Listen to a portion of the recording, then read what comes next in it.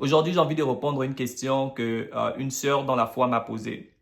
La parole de Dieu nous dit dans Éphésiens 5 à partir du verset 22, Femmes, soyez soumises à vos maris comme pour le Seigneur, car le mari est le chef de la femme.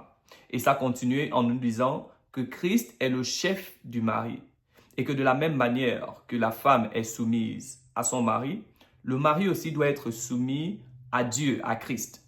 Et donc la question qu'elle me posait, c'était de savoir, si le mari n'est pas soumis à Christ, est-ce que la femme doit se soumettre à ce genre de mari?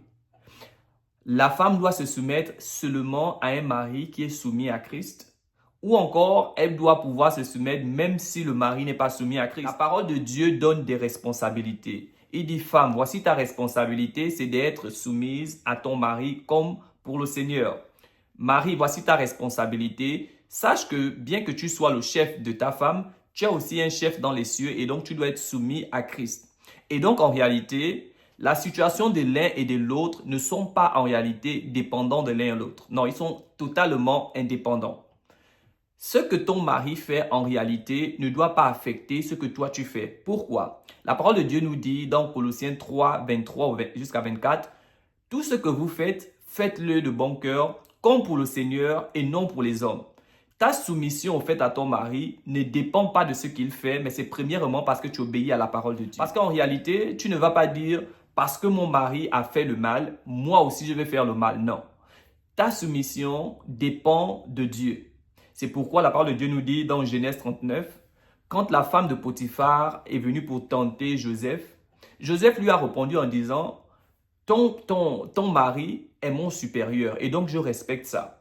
Mais bien qu'il ne soit pas là, au-dessus de ton mari, j'ai un grand chef qui s'appelle Dieu. Et Dieu est présent partout. Et donc, parce que Dieu est présent partout, je ne veux pas faire ce que toi, tu me demandes de faire. » Et j'ai souvent à dire aux gens, une femme qui obéit à son mari, quand celui-ci fait des choses parfaites ou bien parce qu'elle a peur, un jour, elle va faire ce qui est mal quand il ne sera pas là. Parce qu'en réalité, la peur dépend des conditions.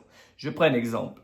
Si tu prends un homme, tu le mets dans un endroit où il y a le noir, il est minuit, il est 24 heures, ce dernier peut avoir peur. Mais tu prends ce même homme, tu le déposes quand il est 9 heures, midi, il n'aura pas peur. Pourquoi? Parce que la condition a changé. Mais si tu obéis à ton homme par amour pour Dieu, ce sera parfait.